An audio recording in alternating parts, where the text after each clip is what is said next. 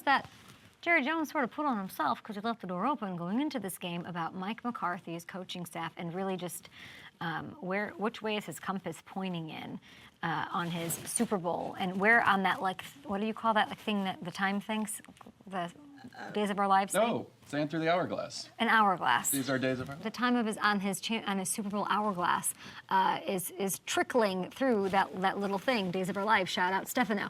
I want to get into the like if you're Jerry Jones this morning, what are you pondering? And I'm not one to fire. I'm not going to fire Mike McCarthy before he is fired, or if he's going to be fired.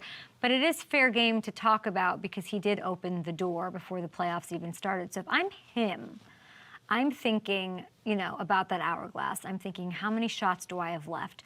What can I improve? How do I have to rehaul everything? Like, do I have to set a torch to this thing? Refumigating the entire organization. And of course, there's a lot of natural pointing to, myself included, to Bill Belichick as an option.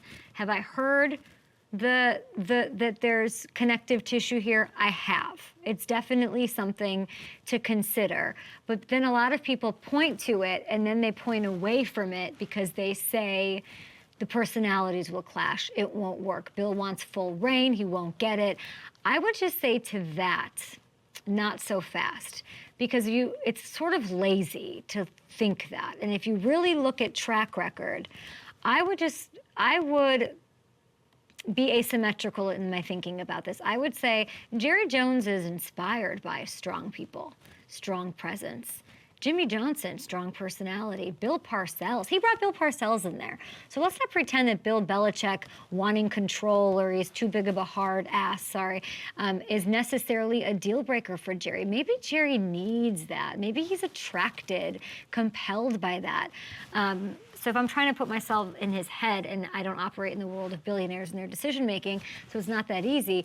But, you know, is there a question from Jerry's perspective along the lines of, do I want to take someone who was discarded by one of my biggest compatriots, pun intended, and competitive rivals? He and Mr. Kraft, they're friends. They also get after each other. They're at the top. They're like 1 and 1A.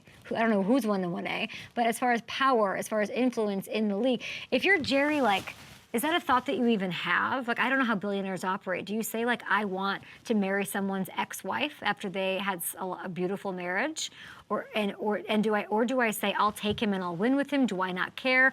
What's the ego of that part of it in making it work for the next couple of years for this organization?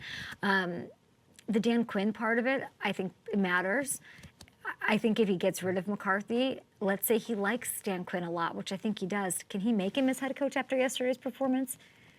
It was so uninspired. It was so discouraging. Like, any shakeup you make there, you got to get rid of Dan Quinn. And so you're basically saying, you know, you have to make this decision knowing Dan Quinn's going to go be the head coach somewhere. He's getting that love. And if I don't make him a head coach here, he's not likely to stay and work under another regime. So I have to be okay with losing Dan Quinn, who has been important and a game changer and a tone setter for this team. Also just consistency and familiarity, which we saw really plays into what the Patriots did. Then I would also say this, from Jerry's perspective, to consider as well.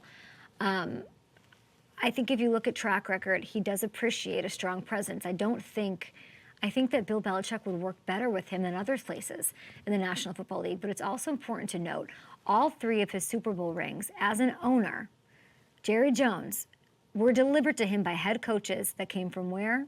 The college ranks. Jimmy Johnson, Barry Switzer. Now, he hasn't gone back to that well since he got rid of Switzer, and that was like 25 years ago. But you'd have to think, does that play into the appeal of this dude? Does it play into the, like, if you're an owner, do you want that familiarity? Do you change your stripes? Is that a pattern? Does that matter to you? And that would certainly make Jim Harbaugh sort of a sexy option here. If you want intensity, if you want, as what Taylor Lewan was saying, somebody to completely come back and revamp, switch things, put things on their butt, develop a sense of urgency, a bit of a wild card for sure, but like a willingness to do whatever it takes, it's hard to find a better option. And I guess that depends on what Jim wants. Is you want to plug and play, come in there and take on Justin Herbert, or does he want to have to come and say, yeah, maybe we have to draft J.J. McCarthy. Yeah, we have to get rid of Dak and make a play here. So it's really fascinating. And as is tonight, like just with all the sort of tumult, the idea of losing a team or whatever's going on with the Eagles, like the Eagles got to win this game because that's something that's developing, and there's some ties there too. And is Lurie the kind of owner who's like, if I can improve, should I improve? Just something else to watch for. Lots at stake, lots on the line for these games tonight.